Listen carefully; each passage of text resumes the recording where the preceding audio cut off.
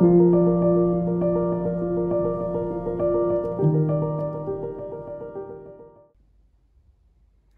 everyone! Right, today I am doing my favorite technique, the flick and spin. I love doing it.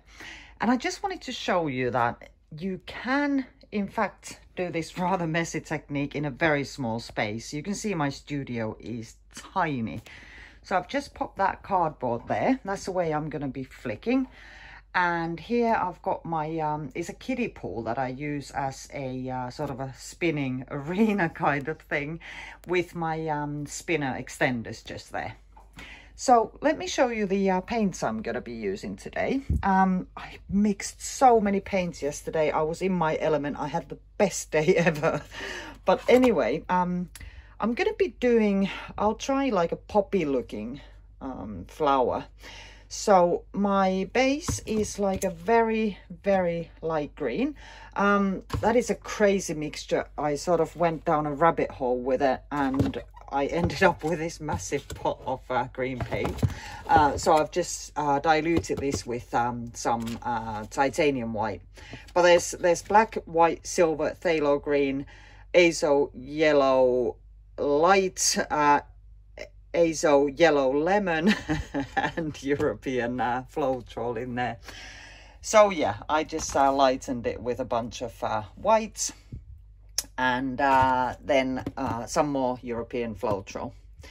I've got a whole lot of base paint ready to go there, which is white, but I'm not going to use it for this one.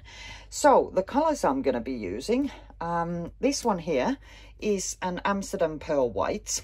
All of these I've mixed with European floral and distilled water. I use distilled water because I really don't want my paints starting to get moldy, because sometimes they sit here for quite a while. I'll show you what else I mixed. Cool colors, huh? Some of them are custom, some not. So that's the Amsterdam Pearl White. Then I have a Amsterdam Oxide Black. Then I mixed an Amsterdam Carmine. This is a beautiful color and I just ran out of it, so I've ordered some more of that. It's gorgeous. It's like a really deep red, just slightly cutting towards a dark, no, not dark, a cool hue. And this one, I think I did a half decent job of getting fairly close to a poppy color. It looks more orange, I think, in the video than it actually is. But this is a custom mix. I mixed some Liquitex Cadmium Orange and some Liquitex White. And also there's some Amsterdam Oxide Black, some Amsterdam Light Gold, and some Amsterdam Pyrrole Red. So yeah, that's a pretty nice color.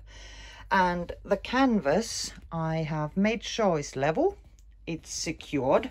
I like to use actually duct tape under here. I used painter's tape once and my canvas went flying because it will get wet. I think it's a good idea to use the duct tape. So what I just like to do is give it a real high speed spin. Make sure nothing moves, and nothing moves. So we're ready to paint. Let's go.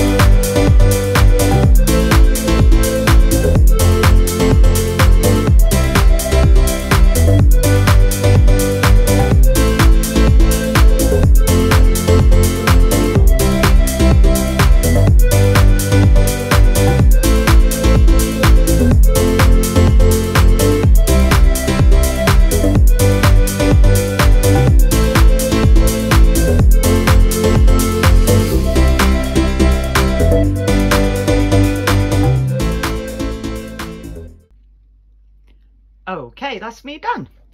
That was fun. I haven't done a flick and spin in ages because of building this studio, and you know, just getting everything out of the way and not having the space on the floor to do this. But I love the way this worked out. Look at those cells, the technique and the paints together, because of the different pigment densities, you get some really nice cells. And I love the colors. You know, I was pouring the base paint and, you know, I could almost smell like a childhood smell of mint ice cream.